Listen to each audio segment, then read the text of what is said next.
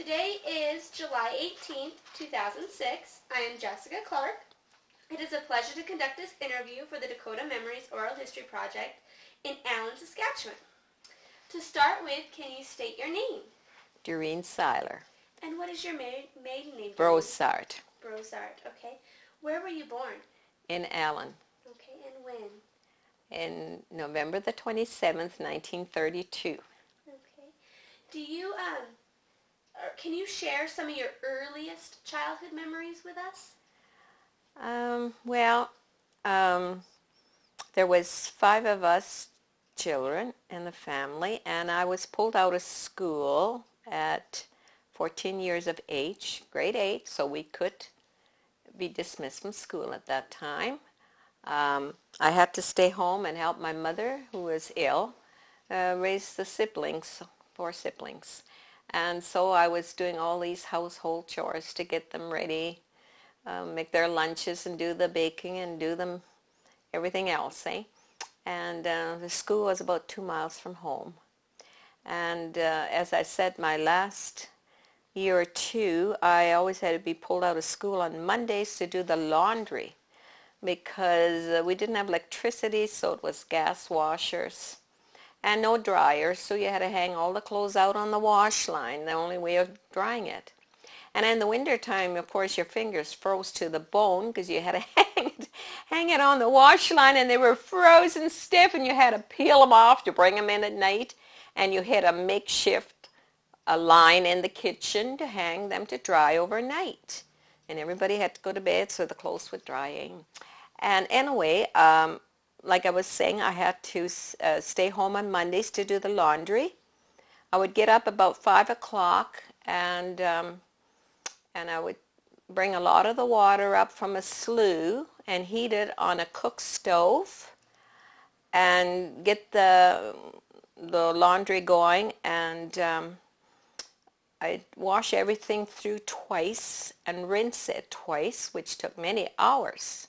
It took practically till noon, and then I'd quickly have a sandwich and I would run to school 2 miles to be able to attend the 1 o'clock class. And of course I'd get home after school. I'd catch a ride with my brothers and sisters, and we were there with a horse and a buggy. And by the time we got home, then of course I had to look after the laundry again. It had to be ironed, it had to be put in place and mended, and I barely had time to do schoolwork. It's amazing I did pass my grade 8 because I really didn't have time to do my homework because I was so bogged down with household activities. Being the second oldest of 5, I had that responsibility. And so anyway, those were some of the things. And the 5 children in your family, what were their ages? Like when you were 14 and held out of school, how old were they? Well, my brother was a year older than I am, and then I had a brother younger than me, and then my 2 sisters were that much younger. Again, I can't just say the years, yeah. Okay. So about a year apart, year and a half apart. And so anyway, the rest had a chance for education, which they did take their grade 12. And so anyway, I worked at home.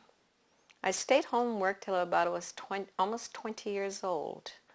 And I told my parents, well, it's time for me to go out and try to do something for myself. And of course, only having grade 8, I decided what am I going to do. So I had a friend who took a sewing course by correspondence. And it was about 149 lessons. And you had to do everything by correspondence, and was checked by your teacher and put in a book, and you were marked. And I got through all that. I got my diploma in dressmaking and tailoring and drapery. And then I got a job working at Singer's Sewing Center in Saskatoon, where you had to sew your own dresses as you worked, because you were just trying to sell the machines on the floor as well. And so when people come in, they would look at you and notice that you used the patterns from the pattern book, and that by using the Singer machine, it was easy to sew up a dress. And so you had to be very professionally dressed to work in the store. You had to wear high heels, which were very uncomfortable after coming from the farm and wearing little sloppers. But anyway, you had to be every day dressed very professional. And anyway, I worked there for 1.5 years, and then I got married to Reinhold, and we went into the farming business, both him and I, and was altogether a different life. Although I grew up on the farm, I was used to it. But this was just a bit different situation because we were used to power, and we had, because we bought this little acreage, it had no power, and we had to go back to all non-electric appliances, build an ice house, get a gas washer, and just everything. There was no water, no sewer, and it was quite a hardship. But then I started raising my 2 children without the power. And at night, of course, they'd wake up and I'd have to run out to the house and get some milk in and warm it in this little old cook stove. Throw some paper in the cook stove and put a little kettle hanger down low just to take the chill off the milk, and get it into the bottle and nurse them. And of course, I had to find my coiler light to be able to see around the kitchen and the house, and that wasn't very pleasant. And but in a way, it all worked out fine, and that lasted for 3 years till we got power, and that was quite a change. But I had fond memories of doing all that again, and because I grew up with it anyway, and then we did get power on our parents' farm later, but then I went back to it again. So it was really appreciated getting the electricity. I have a quick question, just because I've never heard anybody hint to this, and I kind of wanted to get your take on it. You said you had to wear high heels for your job. Was that the first time you'd ever worn high heels? Yeah, Was kind it of. hard to learn how to walk in them? Well, yeah, and it was not very good for the back either. I tell you, that's where a lot of the back problems today stem from, is wearing those heels. But to look dressed in that time, because you were a shorter dress, and you had to be fashionable, and so you had to wear heels. Oh yeah, they looked down on you if you didn't. Oh. But anyway, yeah. So and then besides selling machines and that, I also taught evening sewing lessons. There was 9 lessons that went with a sewing machine. When you bought a sewing machine, you got free lessons how to use the machine, and all the little knick-and-knacks that go with it that you don't ordinarily learn. And so I taught them at night class, and then I didn't have to work the first thing in the morning. But so those are all interesting for me. And before you took your sewing courses and education by correspondence, did you do any sewing at home? No, I really didn't. Because my mother just had an old sewing machine, and it really didn't work well, and so I didn't. But I remember my mother making I wore all, we call them petticoats, which are slips, actually, because when I say that word to my granddaughters, they say, "What's that, Gramps?" Mm-hmm. And so I say, well, it was just another word for slips, so they call it petticoats. And they were all made out of flour sacks. My mother never really sewed that much, but she could cut out a design for a slip, and they were all flour sacks. You bleached them. They were hard, really hard. And of course you wore them to school every day under your little uniform. We never wore slacks to school in my time. It was always a dress or a uniform. And you wore these heavy, heavy stockings because it was so cold in the winter. Actually, you'd wear a long underwear, and then you wear these heavy brown stockings over top. And of course you wore a dress, but you didn't wear no slacks. And so that was very uncomfortable, I would say, but that was the trend, I guess. and what else can I add here?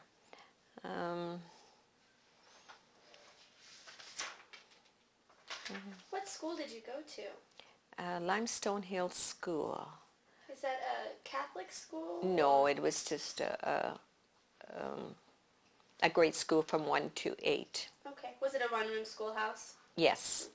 Yes, one-room schoolhouse, and we went by horse and buggy in the summer, and in the winter we had a closed-in sleigh, and that was the way we'd get to school, or else you'd go on foot and run like I had to lots, because I'd always be late for class. What did the teacher think of you coming in late in the afternoon? Was that a problem? No, not really. I guess she understood the circumstances I was under, and I guess I always had my homework done for the next day. And I would tell my mother, I have to have this map done. I have to have this done for school next day. So there was always enough time allowed for that, as well as the chores. And, yeah.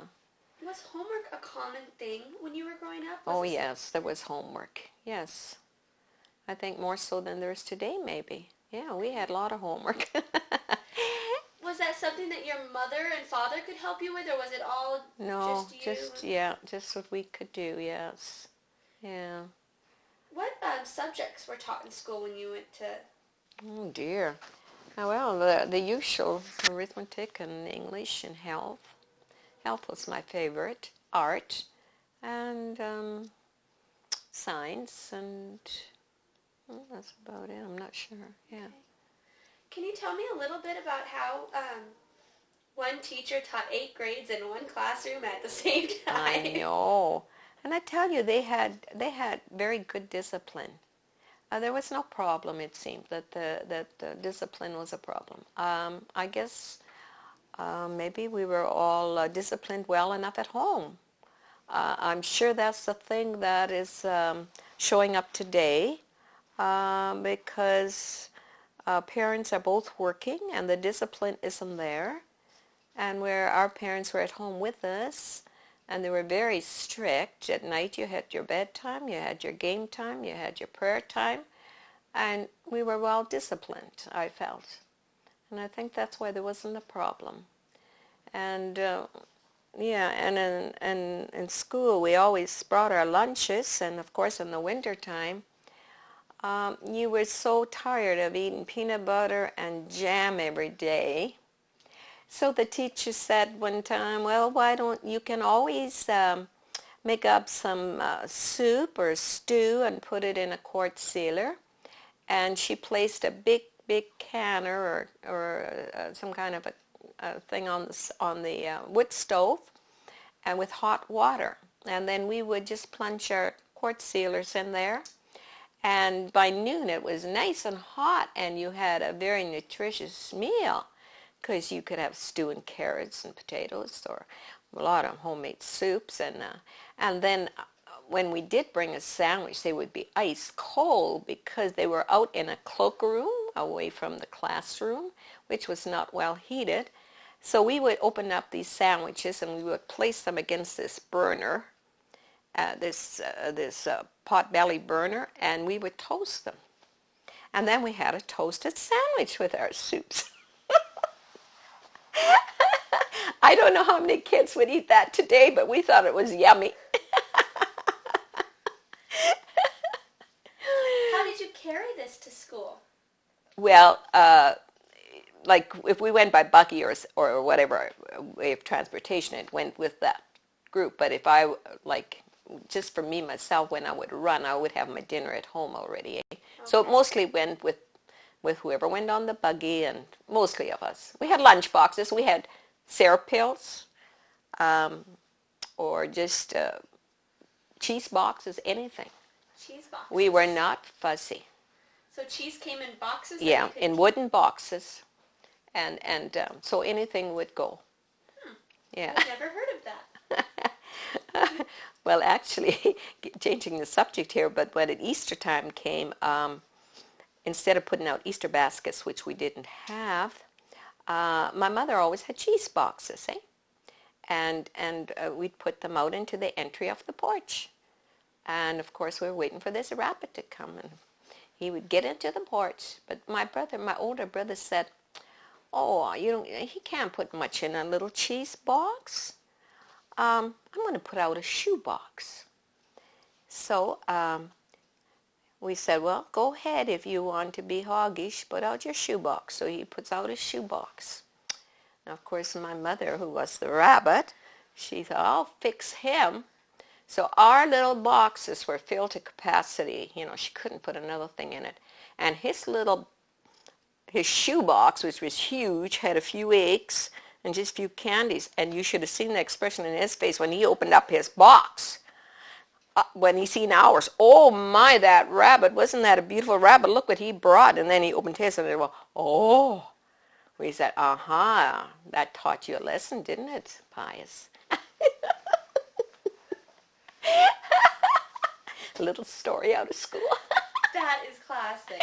That is good. Oh, dear. So tell me about Easter, since we're talking a little bit about it. How did the family, you did the little baskets, but did you color eggs and things like that? Or? Well, not when we were very, very young, because we believed too strongly in the Easter rabbit. Yeah. Oh, no, he was coming around and we were not. No, we really. But when we got older, we did go into the coloring business, yeah. But no, not then. No, my mother was tricky. And how about with church? How was Easter celebrated in the church? Well, yeah, we had the whole weekend of church activities, I tell you. You get visitors who would say, "Well, we're not going to have much time to visit because it's church time from Thursday on till Sunday is over." Yes, very much so. So what would each And we day still do that today. Do you? Yes. So can you take me through about what each day had, what the typical activities were? Well, like Holy Thursday was just, the Mass. Good Friday it's just a service, and you get the blessing of the ashes, where they put a blessing on your forehead with the ashes, and then Holy Saturday is all the other blessings, like you have the Mass, but you have the blessing of the food, and usually baptism. If there's a young baby to be baptized, it's baptized then, and the starting of the fire, and all those procedures take a long time. It takes about 2 hours. Starting of the fire. Yeah, starting the fire. Yeah. Usually usually our church is dark, and then we have we pass out little candles to everybody in the church, and all the candles are lit, and then we have the start of how the fire started, and they do the starting of the fire, and that little procession. Yeah. So it gets to be quite a long evening. And then blessing of the food, if anybody wants to bring in some wheat to be blessed, special food like Easter bread or Easter eggs. And then you share it the next day with your family. It's Easter blessing food. And so, that's usually done here in our churches yet, after 50 years that I know. Yeah. And then Sunday, what would church be like on Sunday? Just ordinary Mass, yes. Mm-hmm. Okay. How about Christmas? Do you want to tell me a little bit about what Christmas was like when you were growing up? Here, let's see. Well, the gifts were very little, and we appreciated everything we got, and we weren't looking for high quality gifts or anything, because if you got a coloring book and a box of crayons, you were so happy. And maybe a stocking. Usually one of these brown long stockings that we used to wear. They were filled with nuts and candies and an orange.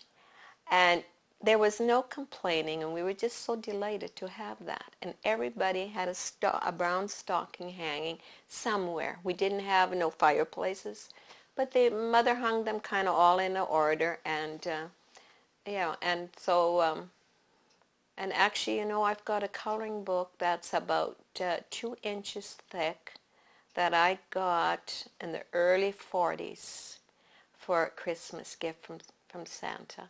You still have it? And I have it, and a lot of my older cousins who have passed away had colored in it, and I still have it. And so it's a very old book, and I just wish, our younger people would save their little treasures too, because it really means something to have something that old. And what else?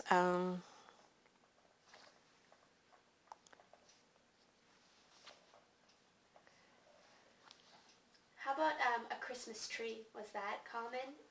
Yeah, we always had a Christmas tree. We didn't have no lights. We would do popcorn and string it up with a needle and thread, and we just hang the tree full of that, and that was about it. We didn't have no fancy decorations in my time, not when I was very young. Mm-hmm. And yeah, that was about it. What about in school? How would they do Christmas in school? Was it? Well, we didn't. Always had a school concert, and that was the highlight of Christmas. And the teachers really put themselves out and always had a very good program. And we would be in lots of they call them drills, and lots of little skids. And all our little costumes were made out of crepe paper. And so we had to help the teacher. We would sew all these crepe paper layers onto a flour sack, like as a base, and they were just absolutely pretty. And then you make little crinches in them, and we would paint them with a little bit of gold. And I tell you, they were just something else. Those teachers had very good ideas in those days. And we always had Santa Claus come, and of course that was a highlight too. Because he would just about scare us to death. He'd come pounding on that door and entering the school, and of course you had the very low hanging lights because we didn't have power, and you really couldn't make out who that was coming in the door. And he'd come in with that loud ho ho ho, and of course we'd all gather around, and I haven't forgotten that either, because that was pretty exciting. And yeah, and he'd always bring us a little bag, a little brown paper bag full of candies and whatever. And I think, the money was given by the school board, and somebody made up these bags for the children. And that was the highlight of these concerts then. Do you remember what was in those bags? Well, mostly just nothing fancy, peanuts and a few hard candies and an orange. Yes. No soft chocolates like today. No caramels. No. What about in church? What about like Christmas Eve and how the church celebrated it? You want to tell us a little bit about that? Christmas Eve. Well, we always had our church decorated. We always have, we always have a crib, a beautiful crib done up, a huge crib, and spruce trees around it, or Christmas trees around it with some lights on it. But that was about the extreme that I can remember, really. Okay. But I remember coming in from the farm and attending the church in Allen, and we would come in with the Closton sleigh. We would drive 12 miles, and there was 7 of us in this sleigh. We were fully packed, and 3 of us had to sit in the bench in the back of this closed-in sleigh. And by the time we got into Allen, I was just deathly ill because of the fumes from the little stove. I was really, really sick. But anyway, we'd go to my grandparents' house, and church would always start at 12, and we'd get in maybe about 10 o'clock because my dad's family was all musical. And so they would have a big music roundup going before a midnight mass, and us children were laid down on the floor to have a rest so that we could attend mass at 12 o'clock, because, that's late. And anyway, they had all this music going, and they thought maybe they'd put us to sleep, but they got fooled. We did not sleep. But I remember that it was just so nice that the family could do that. My dad played the violin, and my uncle played the guitar, and my aunt played the piano. And and they sang with it. And my grandfather was very musical. He always walked around town and sang. He was such a happy man. And I guess that's where I kind of like the singing. I've been singing in the church choir here for, about 40 some years. I used to belong to the Glee Club in Allen. I sang with them for about 8 years, 7, 8 years. And I'm still in the choir today. And I just thoroughly enjoy it, or I'd step down. And I don't mind going and practice. And I just love to sing too. And I guess I get that from my grandfather and my father. So do you sing songs in German? Yes, we just did not very long ago here. We sang a couple of German songs in church, yes. I don't suppose you want to sing one for us Oh, today. no, I need the words. I'm Well, not that good at Do you have the words around here?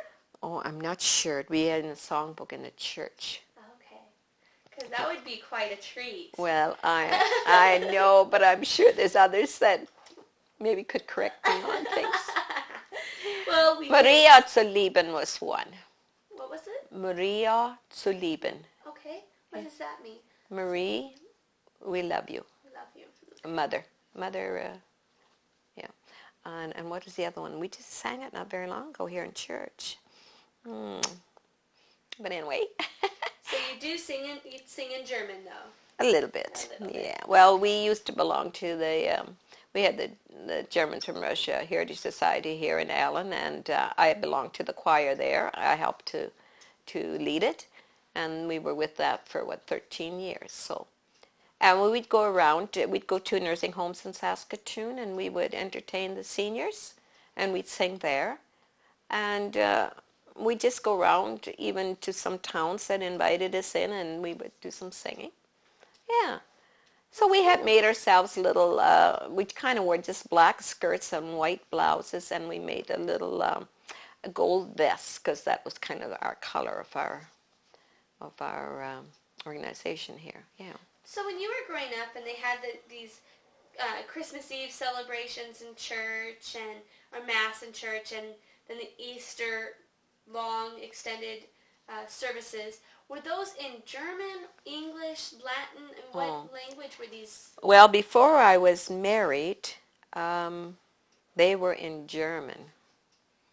And where I grew up down in Sells area, that'd be about 10 miles south of Allen. They were in German, and we also didn't have no electricity, so you had those hanging lights, and they weren't very bright. And they were like a coil of light, but just a little more powerful. And so they were in German. But then after I got married, it was all in English and some Latin. But when I grew up, that's what it was, yeah. So when you started school, could you speak English? Yes, I did, yeah. I guess we learned it well enough at home. So your parents, could they speak English? Oh, yes. Mm-hmm. Okay. You mentioned that you had a musical grandfather. Was this your grandfather on your father's side or your mother's side? Father. And what was his name? Joe. And your grandmother's name on that side? Let's see, that which is Joe and,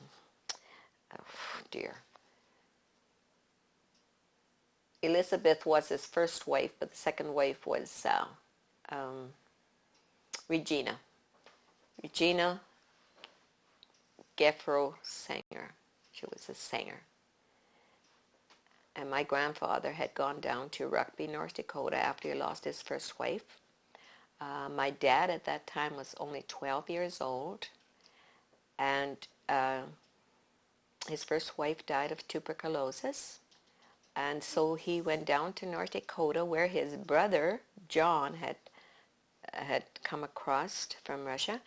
And they knew of this lady. I guess in those days they sort of put some of these weddings together, or these marriages together. And he got to know this lady, and she had 4 daughters. She had lost her husband, and so he brought her to Canada, and they got married. And so my grandfather had 9 children to look after. She had 4, and he had 5. Yeah. And so my dad was only 12 years old then. And I remember my dad telling the story after his mother died. He was in charge of looking after the house because my grandpa tried to farm too. And he said he tried to scrub the floor, the kitchen floor, and some of the younger ones would keep running over his scrubbed floor. So he took the wash basket and he put some underneath the wash basket while he was doing the floor and let it dry a bit. So that was a story he told me. And what was your dad's name? Joe. Joe. He was named after his father? Yes. Okay. Do you have memories of your grandfather?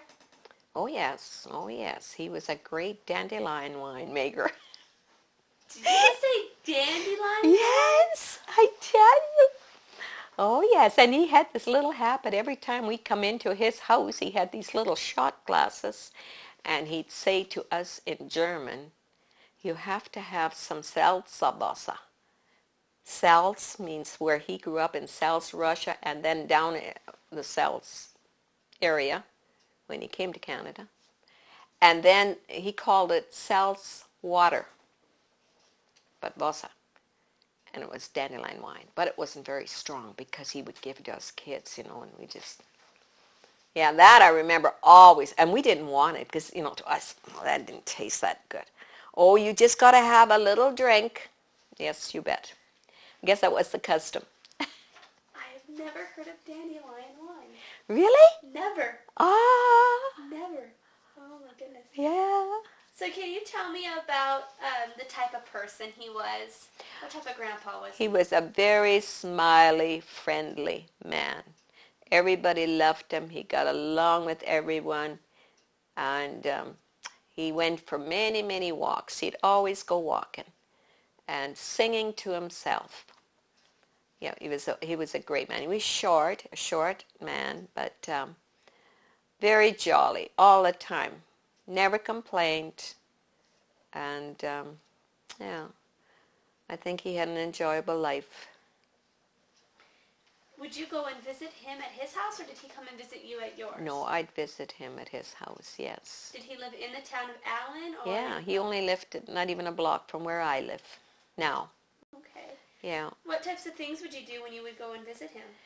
Well, my grandma wasn't very well, so I would help out more with some household activities for her. I'd help her out, And actually, the day we got married, my grandma was in the hospital. She was in for quite some time before that. She was very sick.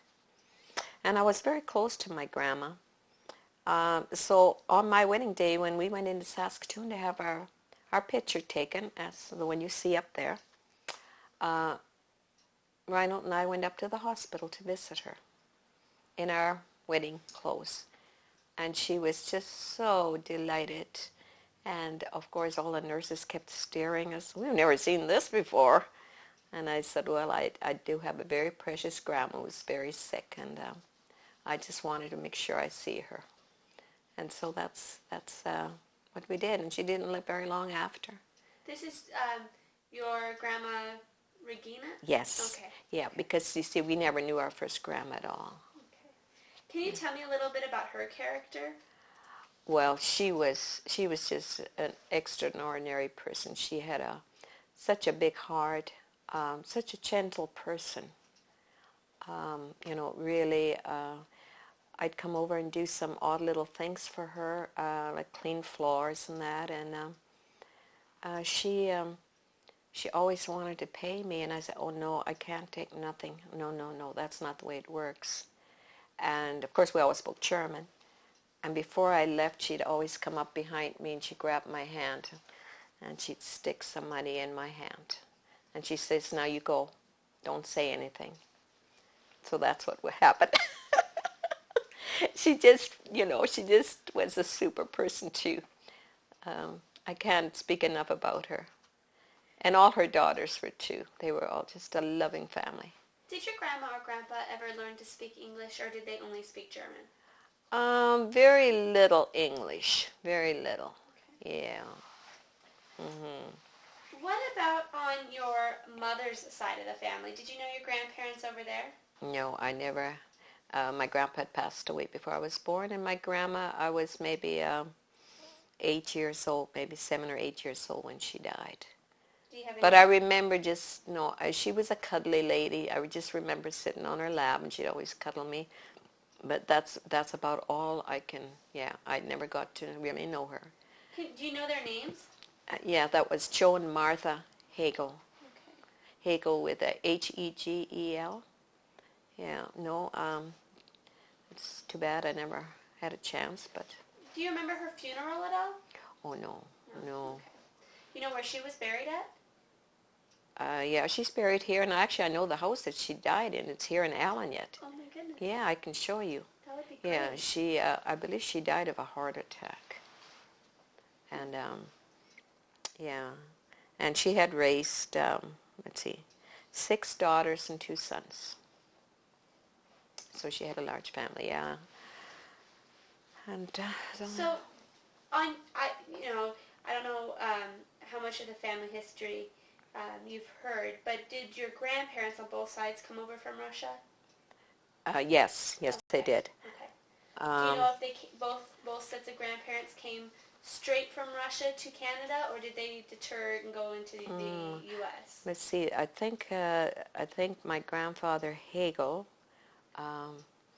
came to the U.S. I think from Strasbourg, Russia, to, is it Rugby or is it that Brossart one now? I hate to say too much here because there's too many books out there. If you don't know, that's fine too. Well, I know, but I just can't. Which one is which? Yeah, the Brossart one I think came right out of Russia and went to Rugby, and then to Canada, and the Hagel.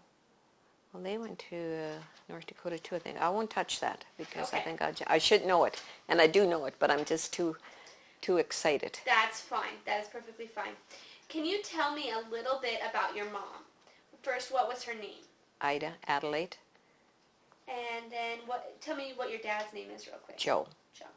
That's right. We already got that. Yeah. Named after his father. Yeah. Can you tell me what your mother's personality was? Well, she was a very, very jolly lady, I tell you. She was very humorous. As tired as she would be at evenings, she always had practical jokes and just she was just a humorous person. And I'll tell you one little incident. Like when we had the harvesters come at thrashing time, we'd have about 7 or 8 men, and I'd be going to school. And after I came home from school, she had this huge big dish of homemade donuts baked, and this huge big pot of coffee ready.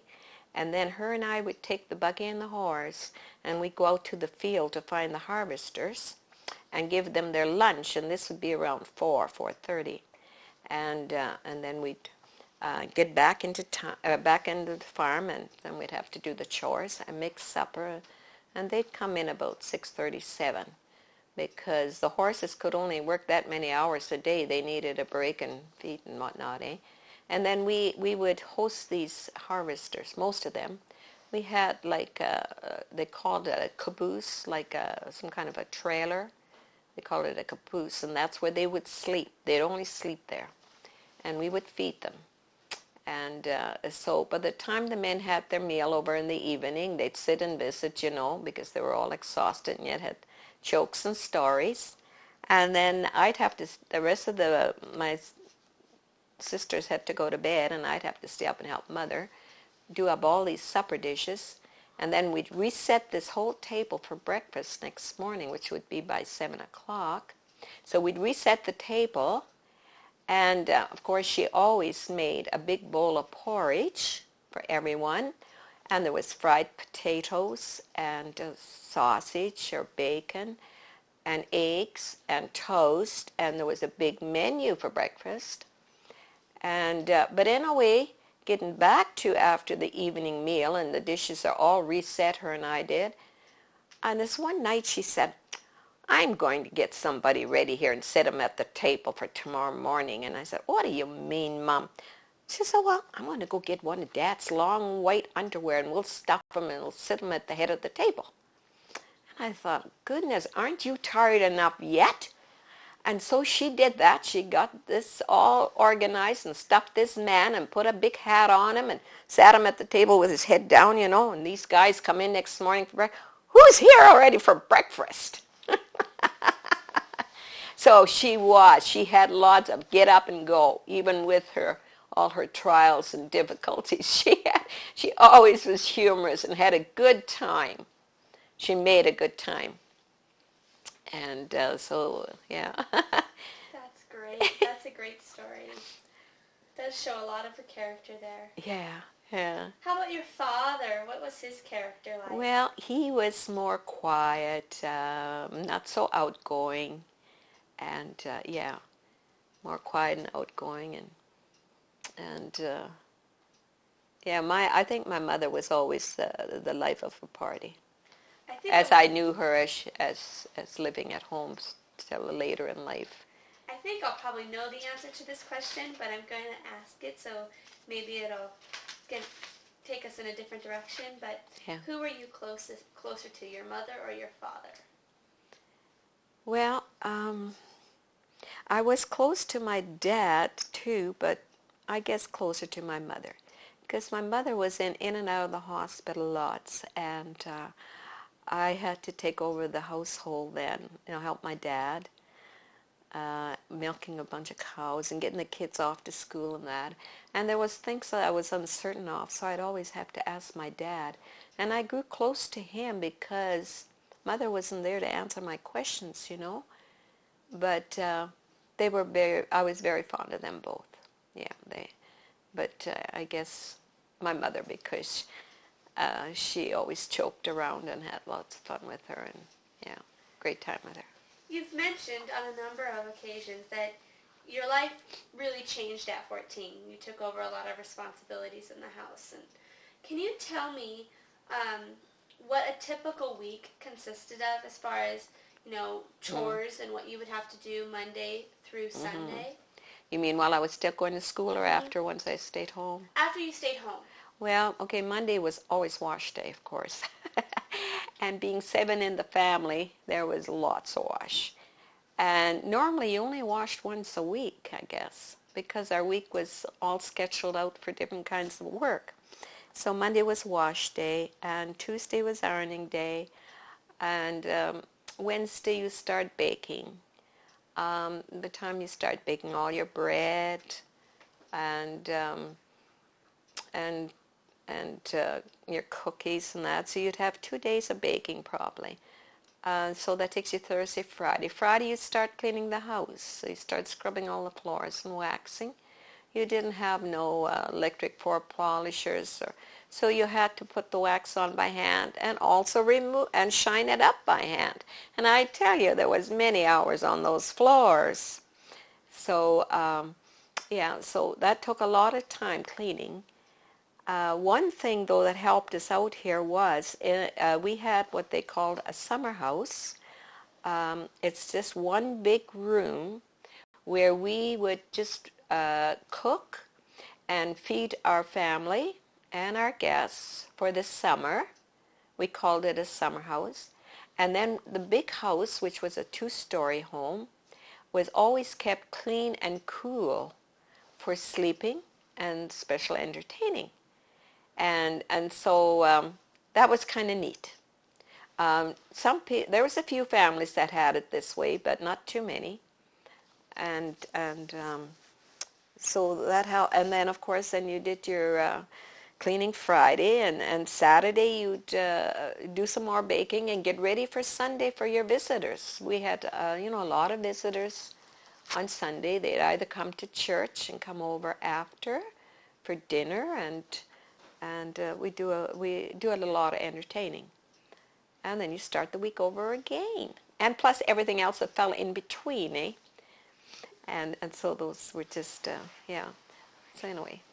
Something that people casually mention in interviews, and I've never asked them to kind of explain this, is baking bread. How did you bake bread back then? I mean... Well, we had a cook stove. Okay. You burned wood. And it needed lots of watching because it could burn. The top would burn easily, or the bottom. But you had a knack about watching the temperature gauge on your oven door. Was a little temperature gauge to tell you the heat that you had in your oven, like, and so you knew you had to bake at 350 or 400, and that's what you watch. When that needle would go up to that point, then you'd lay off your wood. You wouldn't put any more wood in the stove. But if you see it went higher, then or it wasn't as high, you'd have to, really had to stay with it and watch it. But we baked like 12 loaves at a time, huge loaves, 12, 14. And we'd even bake twice a week. It wasn't just one day. Yeah, and so it kept us busy.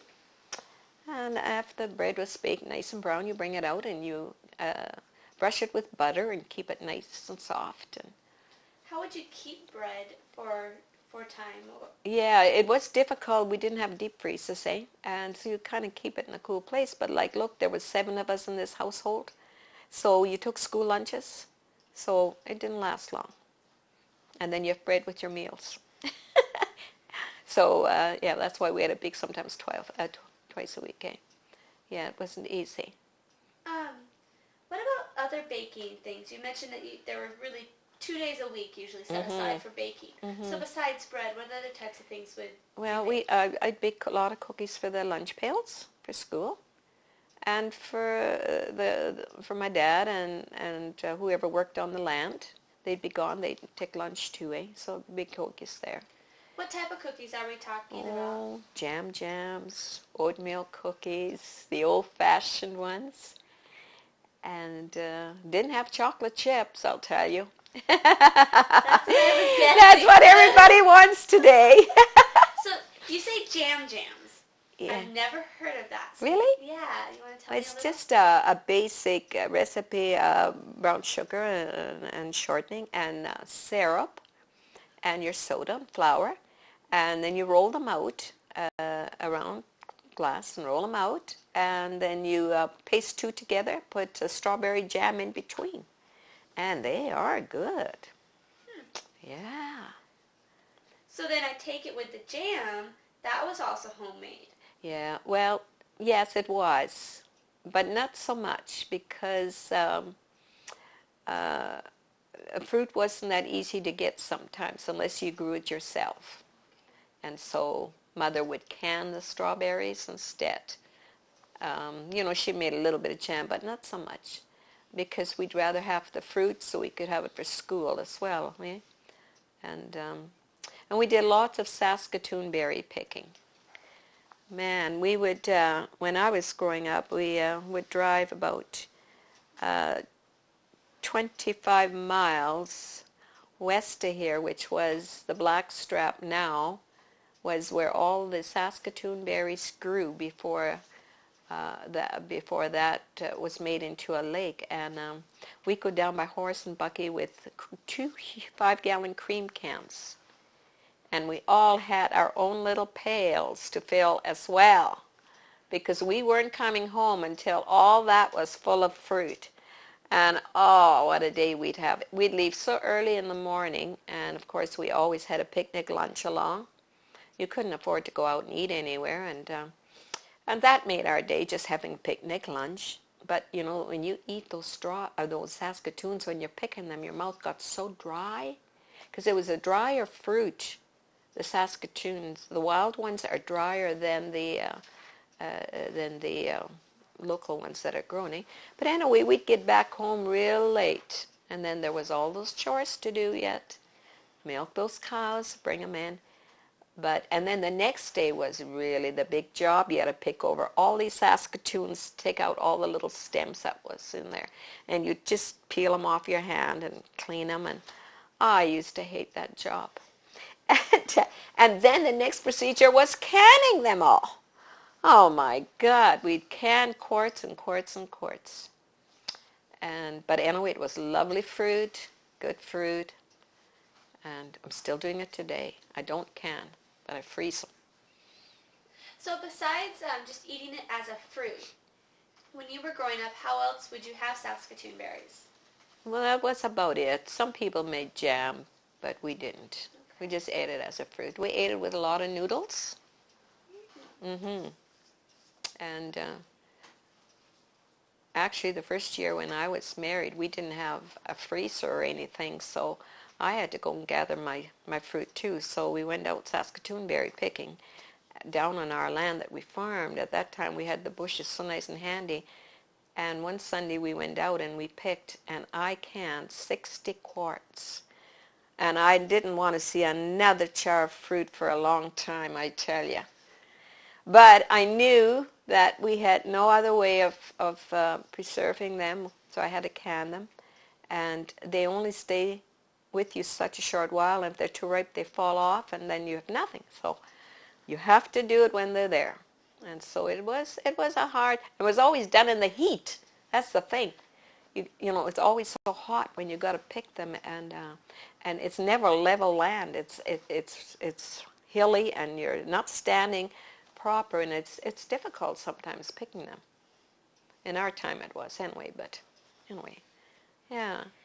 So, what other types of fruits and vegetables would you can when you were growing up? Oh gosh, my mother, she had a huge garden because, like I said, there was lots to feed here, so we would can corn, carrots, just every vegetable you can think of. She had just jars and jars and jars. So her and I did all the canning usually. And yeah, it was a big job. But always come in handy. When you wanted a quick meal, you just go down and get a jar of corn, a jar of carrots, or whatever. It was there, and very healthy food. You know, with no spray chemicals at all. It was just very organic, and so. Always prepared in case of emergency. Yes, right on. Yes, there was always company. Always. You know, in those days, people didn't have a chance of driving to the city to do this or that. They were all visit each other, and I really miss that today. Even at my age, we, like even in our community here, the visiting is not like it used to be because that family's got this place to go, that one's into sports, that one into music or something else, or just going for a Sunday driving. Kind of visiting is kind of put aside, and I really miss that. And I don't know if that'll come back too much because our young people are just not there for that. So you mentioned that, you know, visiting was a common thing, but was this planned visiting, or was this I'm just dropping by someone's house? Yeah, a lot of it just dropping by, but you know they would call ahead sometimes because you never knew if you were home or not, and so they would, yeah, and they would come and they would stay for a meal. They would never go home unless they had a meal. Of course, everybody was like that. Everybody did the same thing, eh? Wherever you went, you automatically had to stay for a meal. And you just ate what they had, and they always had food. That was no big problem. And yeah, so good. So something else that we talked about earlier today that you mentioned is making your own sausage. How did you do that when you were growing up? Well, it was different than we do it today. Doing pork, my dad would have to clean the casings to make the sausage. So you clean the casings. And that's a big job in itself because you have to be very careful that you don't nick them or else you can't put the meat through. And so I would watch my dad and I'd say, oh, I'm never going to do that. And I didn't. And yeah, they made lots of different kinds of sausages which we don't make, and they did a lot. But we buy a pork here and we cut it up yet. And I render my own lard yet and make my own pies from my own lard. I have never in 50 years bought any other shortening to make pies with. I've always used my lard. And so I guess one of these days I will have to start a different trend here. And we still make our own sausage every year, but now we have a mixer, and that sure helps us a lot. I don't have to go in with my hands and fists and really work at it. That was a chore in itself. It was a lot of work trying to mix the two kinds of meats together, your beef and your pork, and mix it well. little bit of garlic water and salt and pepper. That's all we added. And then we smoked them with hardwood, and just for a few minutes, not to cook them, or cure them, just to give them a little smoke flavor, eh? And then we freeze them, and yeah. And so we still like that. We still like to make that. And so how do you render your own lard? well, I usually grind the lard from the pork, and then I put it in a roasting pan and put it in the oven, and watch it very closely, because if you have too much heat on, it can splash up, and you can start a fire, because your element can catch on fire. So you got to watch it, and it gets nice and light and brown, and then it'll be ready to take out. You don't want to get it too dark, or it'll get too strong in a flavor, and so you have to kind of watch it closely.